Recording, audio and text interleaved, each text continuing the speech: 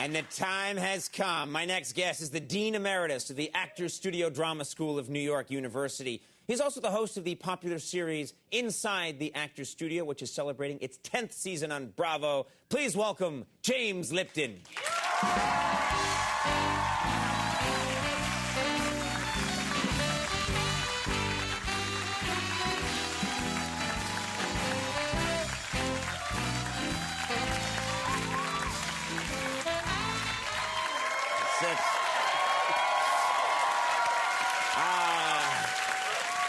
Yes. Dean Lipton. May I call you Dean? Yes, but it's New School University, not New York University. I don't care. We're a late-night show. You're the wrong university. What is it then? New York? What? No, New School University. New School University. I'm sorry. That's okay. Thought you got promoted, but... So tell me about New York University. First of all, let me ask you, I understand this is a high honor. Tell us what this is, Dean. Dean Lipton? You may. James? Yeah, you may. Jimbo? Oh, no, you may not. This was when I was made a Chevalier of the Order of Arts and Letters of France. This is a big, big deal in France. It is. They very seldom do it for a foreign person. I am a knight of the Order of Arts and Letters. You're late knight, I'm a knight. Don't mean to rub it in. How dare you? And I understand Jerry Lewis has the same honor. Is that correct? Yes, he's a Legion of Honor and Order of Arts and Letters. He called me, as a matter of fact, after I'd received this knighthood, and he said, "Guess what? You're bigger in France than I am." And which is not true. Which is definitely not true. So you're better than Jerry Lewis, is what you're saying? No, I'm saying I'm not. Jerry Lewis is better than you. He was being nice to me. Yes, he's a good man. He's a fine man. Very, very good man. No, I like him a lot. What did that mean? It just means I like him a lot. You recently had... That's your business, what you two are up to. You recently had Barbra Streisand on your show. I understand that was it's a big coup to have Barbra Streisand. Enormous. I tried for 10 years, and she finally came, and we will be on the...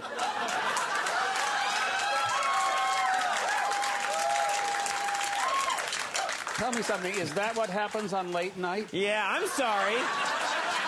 You're the one that said it, not me. I tried for 10 years, and she finally came. Now listen, the important thing... She finally came to New York. Yes. Should have said that a little sooner. She won't fly. She doesn't like to fly. And in order to come and be on Inside the Actors Studio, she borrowed Whoopi Goldberg's bus. And she came across... Wait, let's back this up a second. Whoopi Goldberg has a bus? She also... Like John Madden has a bus. People who don't like to fly have buses. Oh, beautifully appointed buses. Okay, I'm sorry. So she came across the country... She came across the country in Whoopi Goldberg's bus and appeared on our show. We shot the show, and we will be on the air this Sunday at 8 o'clock for 2 hours. It's one of the shows of our 10th anniversary season. And you were on stage with her for how long? I know you edited it down, but how long were you on stage? We are normally on for a very long time. Barbara was with me and with our students for 5.5 hours. Oh, my God. Yeah. Do you take a break anywhere in there? Well, I'm glad you asked that. About halfway through the show, she said to me, "Don't you ever get hungry?" And I said, well, no. She said, "I'm hungry. What do you got? You got any cookies?" So we gave her cookies. She said, "You got any Oreos? I like Oreos." We served her Oreos and Kit Kats. And if you watch the show on Sunday, you will see Barbara receiving the Oreos and the Kit Kats and a membership in the Actors Studio all at once. And she eats her Oreos. And she ate that, too. Yeah. That was the membership. Oh, no. But she had auditioned for the studio when she was 15 years old. And didn't get in. Oh, my God. And so I said there was a mistake made, and I handed her a letter from Ellen Burstyn making her a member of the studio. You don't eat before interviews, I've read. No. Why not? You don't eat anything, and then you have a 5-hour interview? That's correct. It's the Matador rule. You know how matadors don't eat before they go in the bull ring on the theory that they may be gored and they'll have to be operated on, so they want to be empty? That's why I do it. Yes, but a matador is going into a ring with a bull in danger of being gored. You're asking some people questions with a card. You know, you can eat. Have some pasta before you go out. Have you never had the feeling that you were going to go out on this stage and be possibly gored by somebody who was going to be in this seat? I'm getting that feeling now, actually. So you don't eat. So, because sometimes I watch the show and I hear your stomach gurgling during the interviews. and I find it very Are distracting. you sure it's not the guest? No, it's you, I can tell. And then you rub your belly and go, me so hungry. And I find it very strange. I've read a little bit about you today in preparation for this interview. I like to prepare just as you do, and someday I'll be a knight in France. You love whales and whaling. Oh, yeah. Why? Because... Just curious. Is that your invitation to me? I don't know what that was. I'm just acting like an ass. That's what I do. Because I read Moby Dick as a kid and loved Moby Dick. And also because I discovered when I really got into the subject of whales that they happen to be the only species beside humankind, with the possible exception of you, perhaps, who make love belly to belly and face to face. The only ones who do. I thought that was rather nice.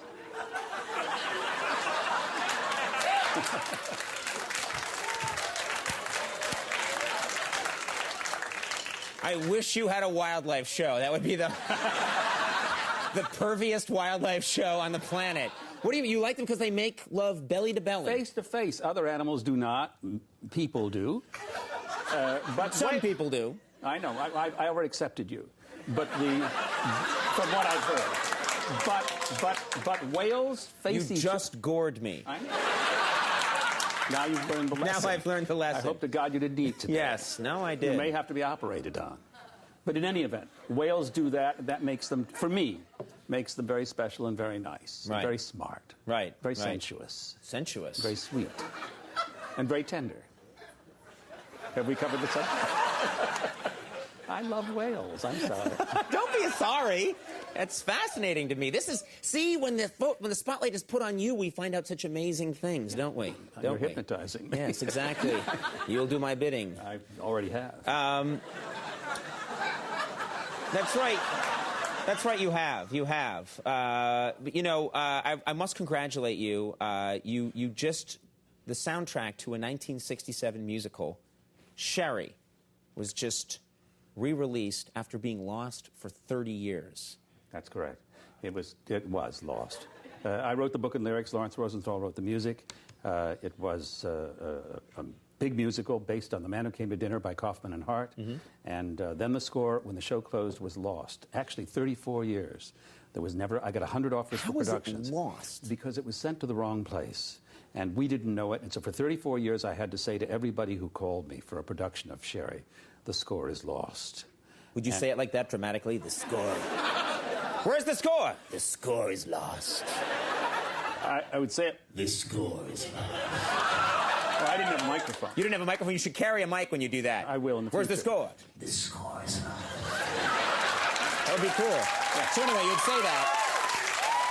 It was gone. And in all seriousness, this was a serious thing. You had worked very hard on this. This was a big success. It was an enormous blow. Yeah, and the score had been well received. The title song, Sherry, was #3 on the charts. It broke my heart. In any event, a fellow named Robert Scheer called me one day, and he said, I've heard a pirated tape, you can barely hear it, of the 67 production. That's a great score. And he said, I'd like to make a record album of it. I said, forget it, it's lost. In any event, finally, what happened was that he called the Library of Congress, the curator of which he knows, and against my wishes, I said, don't waste our time. He said, maybe there are a few sheets of music that would get the composer going again. Right. I said, forget it. It's tens of thousands of pages of musical manuscript, gone forever. Called me back 2 hours later, and he said, are you sitting down? And I said, yeah. And he said, it's there, Jim. The score. Did he say it like that? Did he have a microphone? It's there, Jim. In the Library of Congress, we took it out. Wait, it was there all along? Yeah. We took it out. The composer and I put it together. It's never been seen or heard like that before. And we played it for Nathan Lane, Bernadette Peters, Carol Burnett, Tommy Toon. And everybody said, yes, we'll do it. EMI, Angel Records said yes. We went to Europe. Mike Myers helped out. Mike Special Myers appearance by Mike a Myers. Cameo appearance as banjo. That's Harpo Marx. And we recorded the score in Europe with 52 musicians. And we came back and recorded then the voices here. And it's in the stores now. And I am happy to report that it's doing well. Just a week ago, I was told that in its second week, that at Tower Records in Lincoln Center, it was #4 on the charts. And the only thing ahead of it was Norah Jones and Outkast and one other rock act. And no one listens to those people. That's right. And then us. That's my That's my incredible. musical. That's your story. Restored. Just say that into the mic. Restored. restored. See, it's so much better. You know something? I love coming here. It's a great honor to come here, and you've been very kind to me. You're harder on me than Will Ferrell is. Yes, yes. I am the ultimate ass. Yes.